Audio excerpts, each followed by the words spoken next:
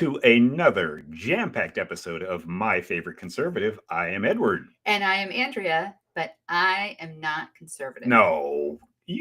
I'm really? not, but he is my favorite conservative. Thank you.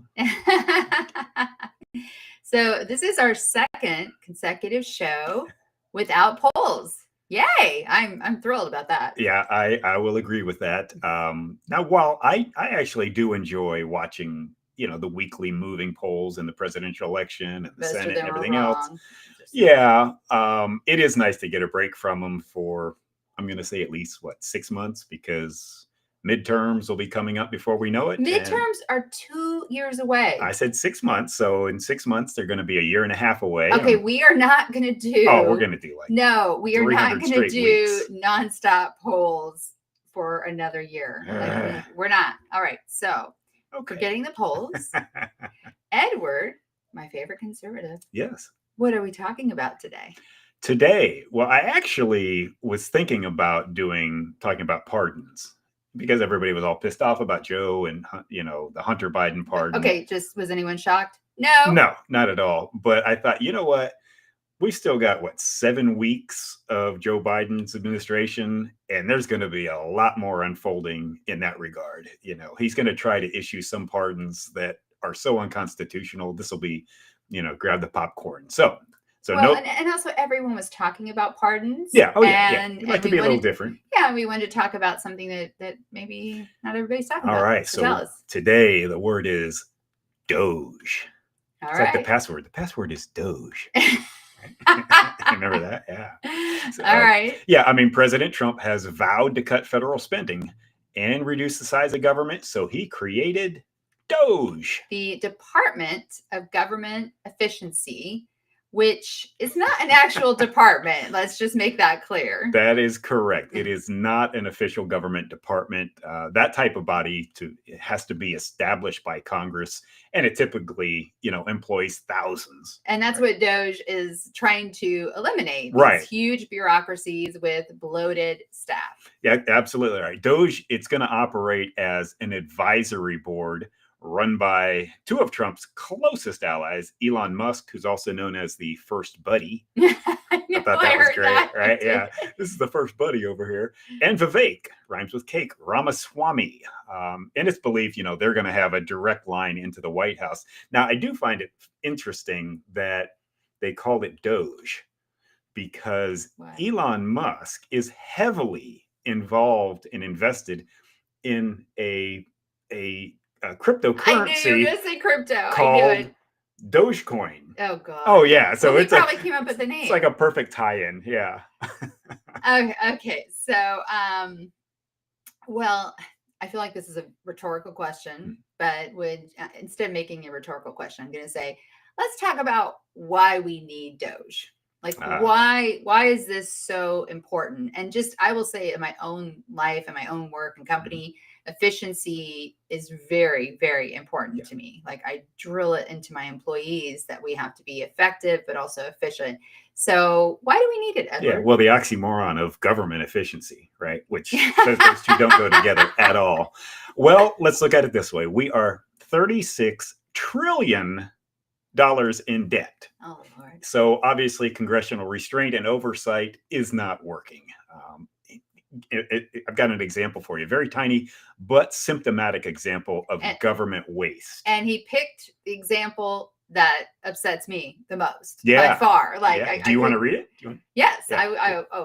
Can't wait. And thank you so much. We see you watching live, and feel free to comment in real time. We can see your comments on YouTube and LinkedIn. Not sure we can see them in real time on Rumble, X, or Facebook, but we can on the other two. So please feel free to comment if you so dare or desire. So, example of government waste. In 2023, the National Institutes of Health, or NIH, spent, get ready for it, people. You think I'm going to say research? No. $759 million on workforce diversity and outreach, and $611,000 on evaluating microaggressions among Latinx individuals with obesity. With obesity, not with obesity, not in shape Latinx Yeah. No? Yeah. Well, anyway, let me just checking. continue. Okay. So, when I think NIH, and I'm in this space, as many of you know, I think research, medical breakthroughs, I mean, I very much support that. Evaluating microaggressions among Latinx individuals with obesity. First of all, everybody I know who's Latino thinks Latinx is ridiculous. Yes. Okay. So let's just put that out there. No Latino has ever said Latinx. I know, right? Well, there's a few in Congress, but, and I'm all for evaluating obesity, evaluating Latinos with obesity, but this whole microaggressions, NIH is about health. Okay. It's not about society. There's research money elsewhere for evaluating microaggressions. Yeah, over $600,000 for microaggressions. I can't. On obese Latinx. Yes. That's just, All right. So blows my mind. Right. That is just a micro example of why DOGE is needed. Now, Edward, has anything like DOGE ever been tried before? Actually, yes, it has indeed. Oh, really? Okay. In 1982, the great Ronald Reagan set up what was called the Private Sector Survey on Cost Controls, or the PSSCC. Or as I call it, the PSC. Yes. However, it's commonly referred to as the Grace Commission, to rid the federal government of billions of dollars of waste. And the chairman of that commission was J. Peter Grace, who was a wealthy businessman. Does that sound familiar? A wealthy businessman running something to cut costs? Oh, yes, that part does. I thought you were going to ask if this Peter Grace guy sounded familiar, and I was going to remind you that I was 10 years old in 1982. So no. No, well, Grace was actually the scion of the W.R. Grace fortune. They are a monstrous chemical company. I think they were bought a couple of years ago, but they're still. Again, I was a child at the time. Yeah. So what happened with the Grace Commission? Well, Reagan asked the members of the commission to, quote, "Be bold. We want your team to work like tireless bloodhounds. Don't leave any stone unturned in your search to root out inefficiency." So did it succeed? I feel like if it had, you might know about it. I might know more about it. We wouldn't be $36 trillion in debt. Yes, and I might have learned about it in history, but did it succeed? It actually did have some small successes, but overall, lawmakers just didn't have the stomach to make the cuts that were recommended by the commission. But that sounds like what would happen today. I mean, I have been saying for years, for example, we need to raise the retirement age. We do. We just do. And even Trump doesn't want to do that. So is there anything else that Trump could do to actually enact DOGE's, boy, that's hard to say, eventual recommendations? Well, yeah. He could use what's called impoundment. And I take it you don't mean impounding my car. Correct. Which has Yes. happened a lot. You've never heard of that, right? Yeah. Yeah. So what is impoundment and how does it work? Okay. The Constitution, if we all know, gives the power of the purse to Congress, right? So Congress, all spending has to originate in the House. It goes through Congress. But the president is in charge of executing the law. So they pass the laws, the president has to execute it. So impoundment occurs when a president decides he doesn't want to spend that money that Congress has given to him for a certain project. Okay. So all right. he can just say. So he's like, nah, I don't think so. Right. So has impoundment been used in the past? It has actually. The history of it actually starts way back in 1803 with Thomas Jefferson, and our third president. Yes. This was right before the Louisiana Purchase, where we bought all of these millions of acres, or I think 800,000 acres of the country that became most of the Midwest. And back in that time, there was, a lot of strife with the French at that time, and Congress authorized this money to be used to buy gunships to protect New Orleans and the Mississippi River. Jefferson said, no, I'm going to work this out. I'm going to negotiate with them. I'm not going to spend the money. And that's how we actually got the Louisiana Purchase. So they didn't spend the money. So that was like the first time it was ever used. Okay. So I just want to recap for people, because we had some people just join us. So basically Congress said, we want to use this money to defend New Orleans. And Jefferson used impoundment and said, no, we're going to use this money and we're just going to flat out buy this land. Yeah. Okay. He said, we don't need to spend it. So, all right. So has it been used since? Yeah, then? It has. However, in 1972, when I believe you were born. Thanks for outing me, but I already did. So yeah. Okay. It was deemed that Richard Nixon abused impoundment. So Congress passed the Impoundment Control Act of 1974. And it basically says that if the president uses impoundment and Congress does not approve the president's request not to spend those funds within 45 days of receiving it, then the funds must be spent. So if Congress says, here's the money, dole it out, you're the executive, do that. The president says, no, I'm cool, we don't need to spend it. By law now, he or she, the president, has to request from Congress to rule in his favor on the impoundment. And most of the time it doesn't go his way. But this is actually, this whole Impoundment Control Act of 1974 is where we got the Congressional Budget Office from, the CBO. Oh, they formed that along with this in order to keep more checks and balances between the executive and the legislative.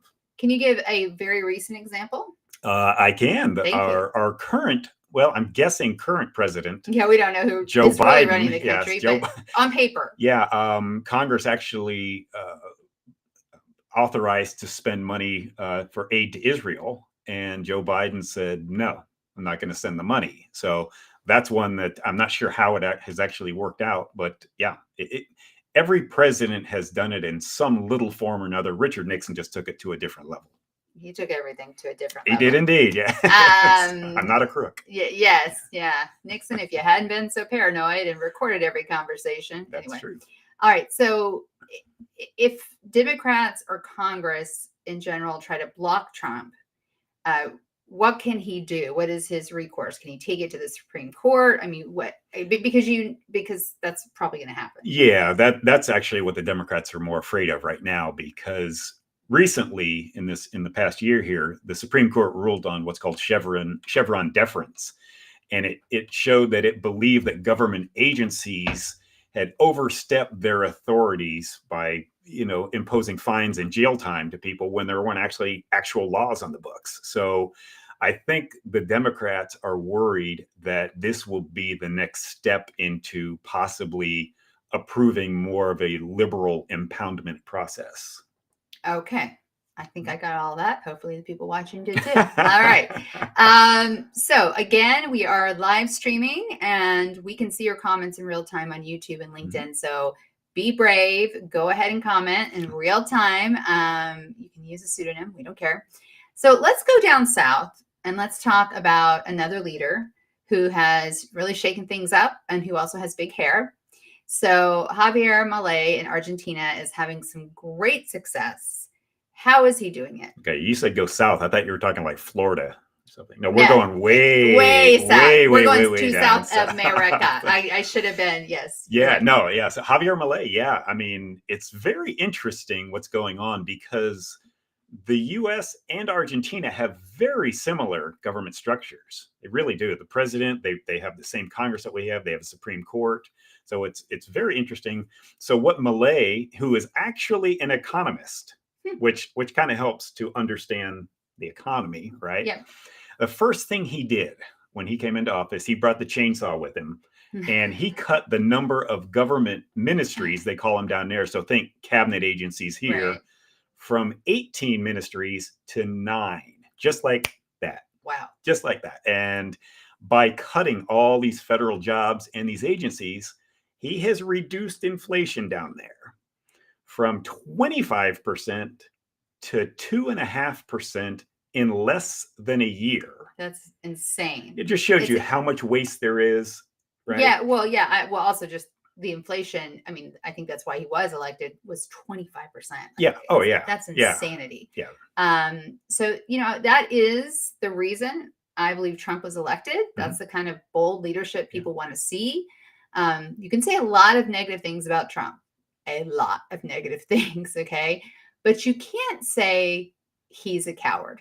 He is not afraid to be bold. Like, let's not forget when this guy was almost killed the first time, Yeah. in Butler, Pennsylvania. He wanted to get back up, and the Secret Service people were not going to let him, and he did. And he got back up, and blood is dripping down his face, and he said, fight, fight, fight. So he's not afraid. So let's go back to DOGE. I've read that they want to cut $2 trillion from the federal budget, which to me sounds like a lot, but when you go back to how much it is that really doable? I hope, I wish, I'm not sure. Okay. Let's look at federal spending. Okay. So in 2024, we spent about $6.5, give or take, $trillion. That's all. Right. Now, let's look at it though. In 2019, before COVID, right, we spent $4.4 trillion on our budget. So which is still crazy, people. Yeah, we went from 4.4 to 6.5. I'm going to put you on the spot. Please do. All right. So 20 years ago, what was the budget? 2 trillion tops? Yeah, I would think so. And that was fighting in Iraq and Afghanistan and everything. Yeah, I'm sure we had spikes in there, but yeah. Yeah, but I mean, it was single digit trillion anyway. So yeah, it was very low. Okay, so let's tell us where this 6.5 trillion went. So our budget, since we're looking at can we cut $2 trillion out of it? Is it possible? Right. So of that 6.5 trillion, we have to spend 3.8 trillion of it to pay Social Security, Medicare, and veterans benefits. That is untouchable. That by law, that's untouchable. Those have to be funded. Right? Okay. So that's already 3.8 out of the 6.5 is gone. We've got to spend now $1 trillion just to service the debt, to pay the interest on our debt every year. That is insanity, people. That is insane. Think about that. So that leaves us $1.7 trillion for everything else. What they call discretionary spending, yes. Of that 1.7 trillion, over 800 billion of it, meaning almost half of it, goes to national defense, goes to the military. Yes. So I think there could be some cuts there. I really do. There can be. There's a lot of, some of those, departments that we talk about, there is tons of waste involved in all of that. And,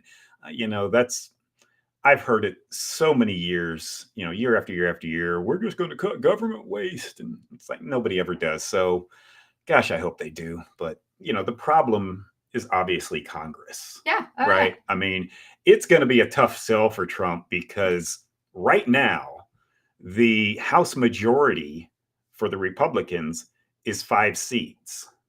And that's actually going to go down to 2 seats very shortly because 3 of those House members, one's resigning and 2 others are now taking jobs in the administration. Yeah, stop picking off people. Right. So what happens is those seats are going to be vacant until those states and those congressional districts hold special elections. Right. So you're going to have a 1 vote lead in the Senate or in the House, excuse me.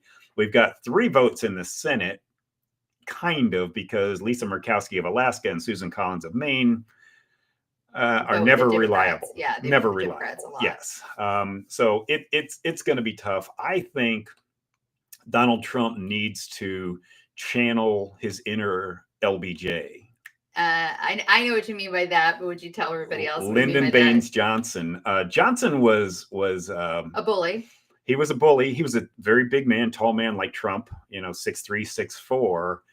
And when he wanted legislation to pass, he would call in congressional members to the Oval Office. Yeah.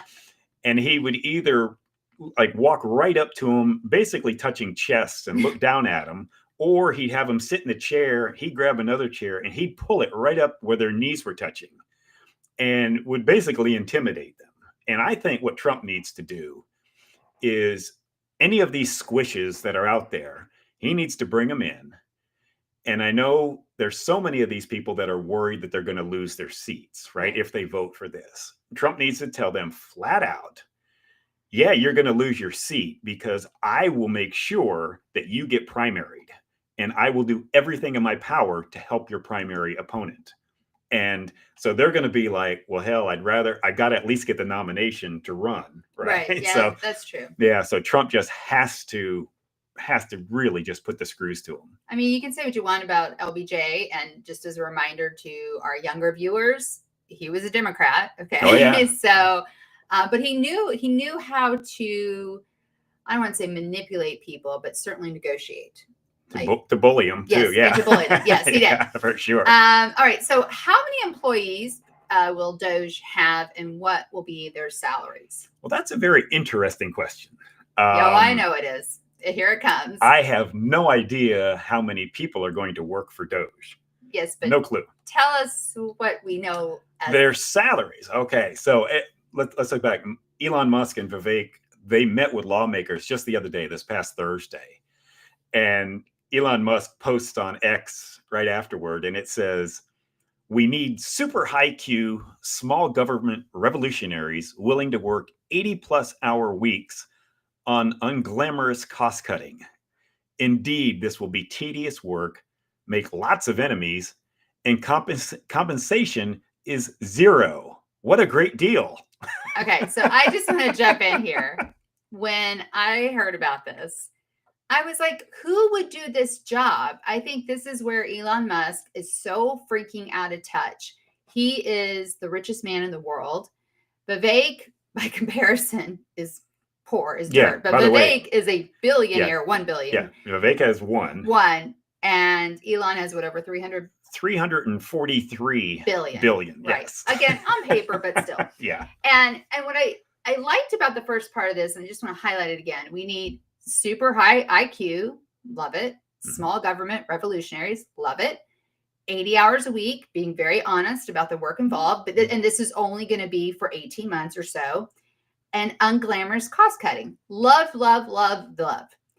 And tedious work. I mean, I love the honesty. You're going to make enemies. Love it. Compensation zero. There are not very many people who, and this is where you and I were disagreeing pre-show, that fall into this category. Who there are people who will fall into the first part, but there aren't very many people, unless they are retired and have the energy and wherewithal and desire to work 80 hours a week and don't need the money. I don't understand. I'm not saying paying crazy salaries, but I don't understand not paying these people for this short-term position a salary. I really don't get it. Who is going to do this? Okay, here's what I think is going to happen. Okay. And I haven't told you this, by the way. No, he has not.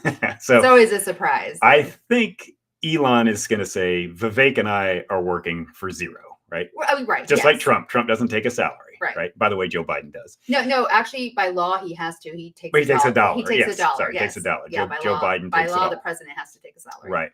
So I think it will not surprise me. Let me say that if Elon just says, you know what, I'm going to pick up the tab for these salaries for these people because this is just too important to do. And I think that's that would make sense. Yeah.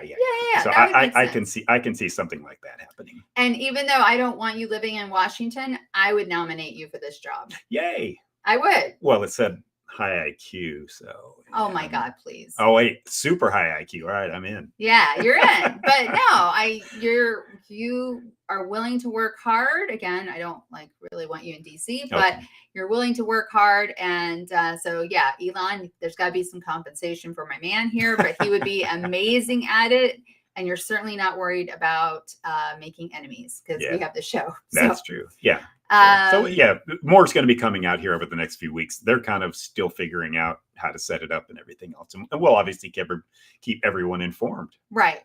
And we'll just finish off DOGE with, he's not going to get any federal employees to sign up. Why not?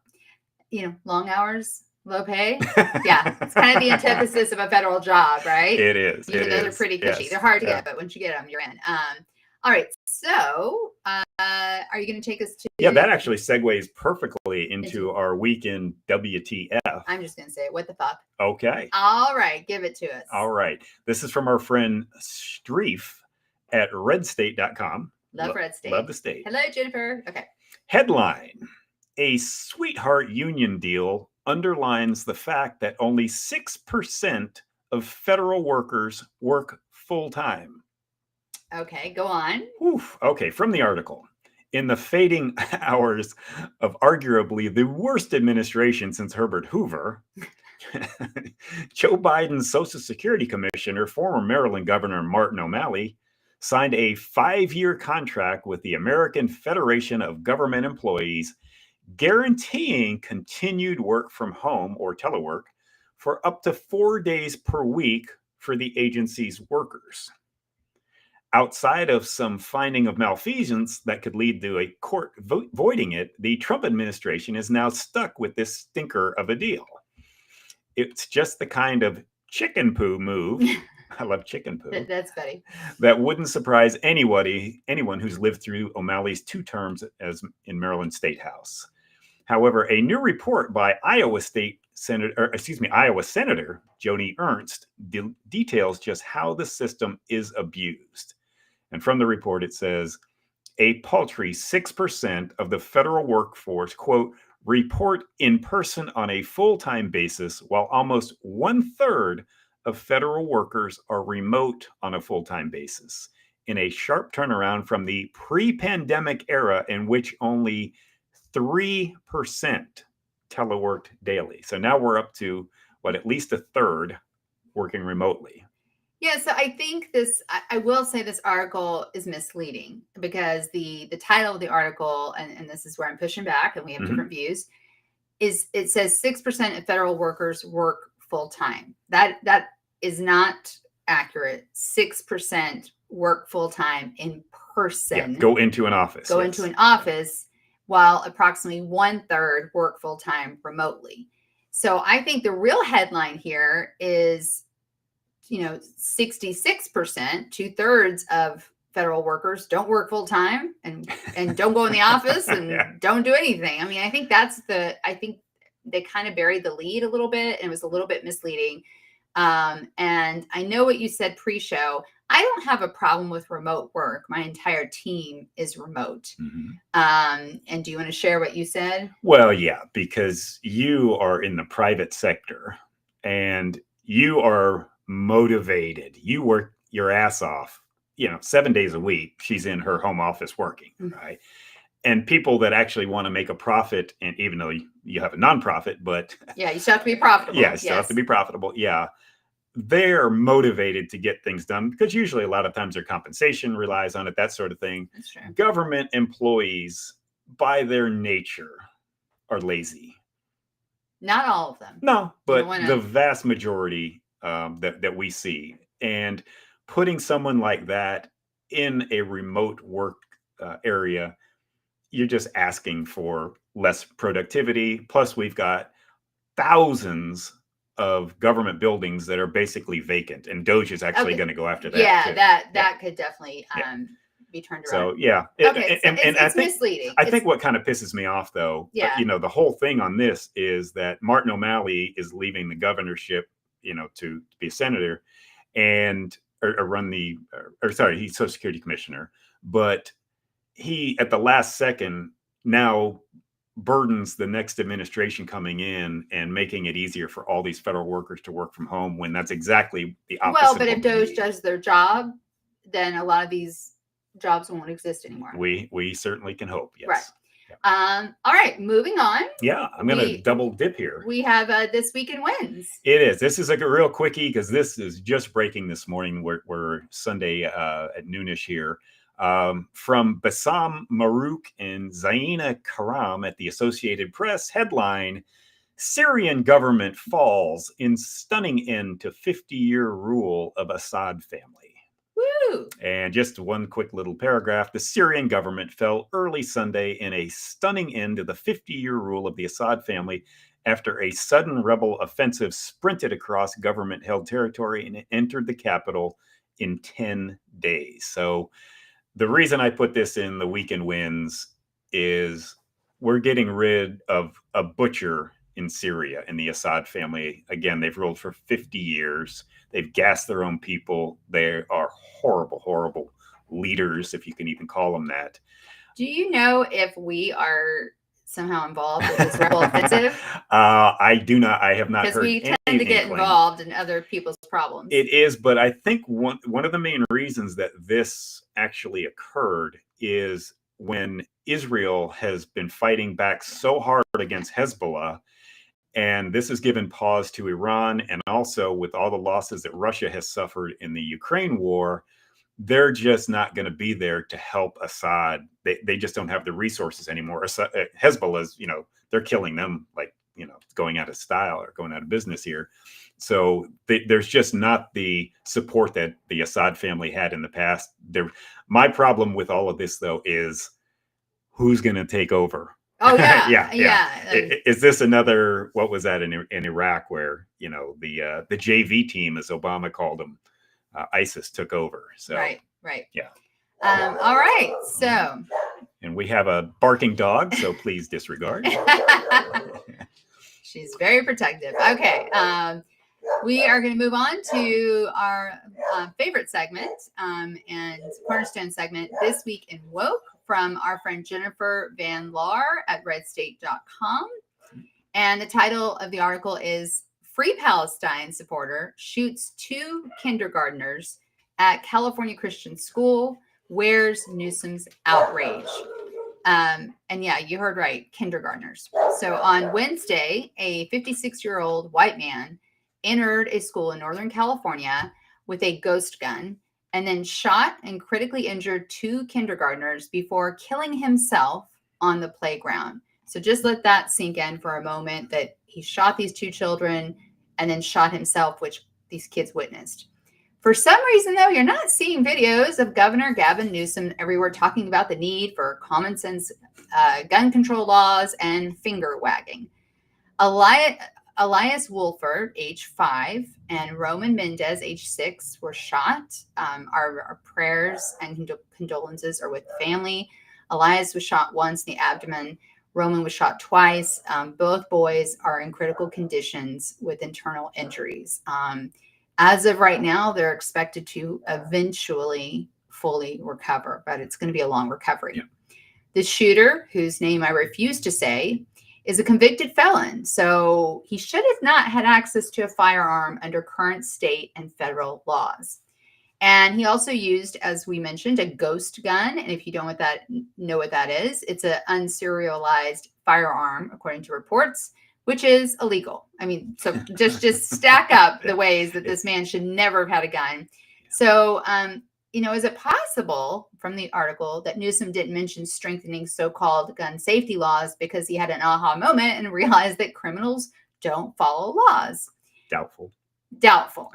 And again, this is from the article, and it just, I get very emotional. It just breaks my heart.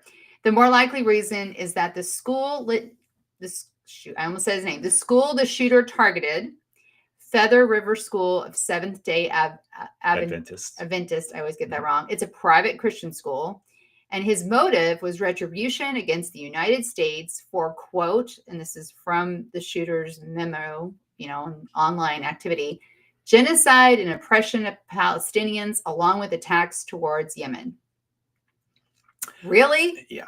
What? This is why, this is not a woke, babe. I think this could have been our WTF. But well, yeah, I actually had it up there, and then you moved I moved it down to this. Yeah. This is the what the fuck? This is a little more to the story that I was reading this morning. Awful. The shooter actually scheduled an interview with the principal, saying on a ruse that he wanted to enroll his granddaughter at the school. So he goes to the school, meets with the principal, BS's her, gets familiar with the layout, and as he's walking out, pulls out a gun. Oh, okay. And shoots these kids on the playground. And so how many kids are on the playground, right? Starts shooting the children on the playground. And to me, what's incredibly pissing me off is the rap sheet this guy has is the old as long as your arm, and they're serious offenses too, and he's not in jail serving time at all. That to me is should be noted in here. Why is this guy even out walking the streets? Because of their liberal policies on criminals. And it's just, and again, if you want to reverse this around and this white guy goes and shoots at a Muslim school, this would be everywhere. It would be 24/7. They would have helicopters and you name it 24/7 on this school. So, hope you're proud of yourself, Gavin Newsom. And again, our hearts go out to Elias Wolford and Rowan Mendez's families. Yeah. And we hope that the little boys heal soon. And so tragic. I mean, just absolutely tragic. Yeah. I don't think Newsom gives a shit about anybody. I really Oh, he don't. does. Himself. Yeah, well, yeah. Yeah, I was excluding himself. Yes. Right. All right. On that really fun and happy Sorry note. to bring you down there, people. Sorry. Yeah. Thank you so much. We see that you've been watching live and you've stayed with us. We really, really appreciate it. So please be sure to follow us on social media platforms and join us live every Sunday this month, actually, at 10 a.m. Pacific Standard Time, 1 p.m. Eastern. We stream live on YouTube, Rumble, X, Facebook, and LinkedIn. And please be sure to rate, review, and subscribe to our podcast, available wherever you're listening right now. So we go live on Sundays, and the podcast always drops Monday morning. And you can support our show. Please remember, people, this is a side hustle and a hobby. This is not our jobs. You can support our show. And well, unless you go work for DOGE, and that could be really interesting. You can support our show by joining our locals community. All of that is in the show notes. And you can always learn more and follow us and reach out at myfavoriteconservative.show. That's myfavoriteconservative.show. And I just want to wrap us up by saying that we get feedback on this show privately a lot. Yeah. In email, through our website. Sometimes it's people who know me personally. And I understand. I understand that you're afraid to comment in real time. I understand you're afraid to subscribe. I understand that you're afraid to leave us a review. But please stand up. I mean, stand up and do it. And I just want to remind people, when you leave a review on Apple, you can create a pseudonym. So, you can just create a pseudonym. Doesn't have to be your name to leave a review on any Apple podcast. So just a reminder to that. But we need you to stand up and speak your truth. All right. Don't be afraid. Yes. Yes. Boldness, like DOGE. Yeah. See? I like that. Full circle. Oh, very nice. There you go. All right. Thanks, everyone. We hope you have a great rest of your day. Thanks.